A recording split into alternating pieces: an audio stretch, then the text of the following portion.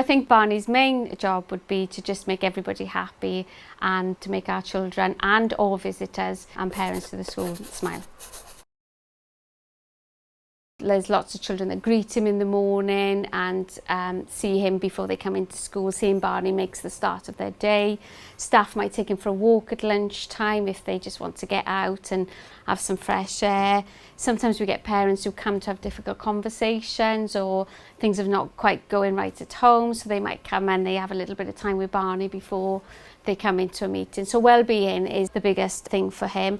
We've got some children who struggle adapting to school and school life, so Barney helps them regulate their behaviour, so we know if behaviour is escalating we can bring them out quickly and Barney can be used to calm those children down. And he's also used as a reward for children, so we have a token system in school and at the end of every half term we count up all the tokens and Barney's often used as part of that reward.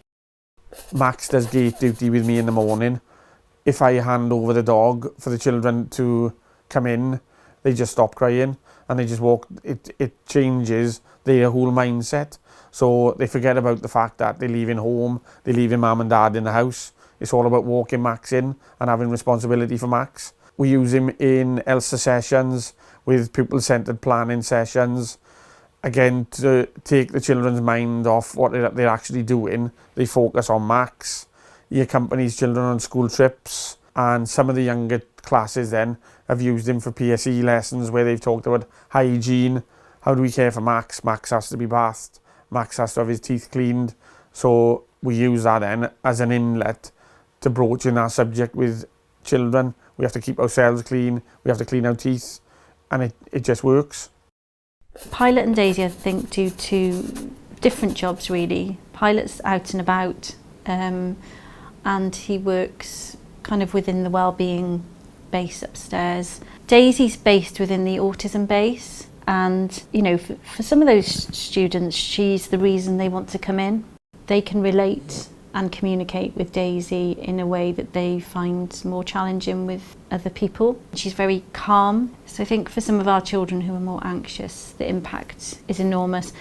Pilot's more of a wellbeing dog, so if a student comes and they're upset, he just naturally goes to them. He's very intuitive and very gentle and very calm. One of the girls that comes to see Pilot regularly was very low in self-confidence, but she's just come on, like giving him commands and things. It's just helped with her self-confidence a lot. Each week in an assembly on a Monday we'd announce on a rota which class we're going to be looking after Rolo that week. And so he'd come down to class and do a little visit.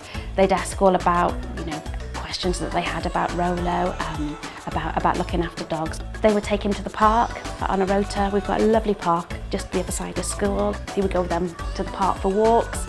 I think at his best though, for children who are a little bit wobbly, children who are feeling a bit fragile, children who might be feeling a bit worried about coming into school. When he's out at the gates in the morning and I just say to someone, would you like to walk Rolo in? All of that worry and anxiety just melts away. He really is the glue now that holds the school together.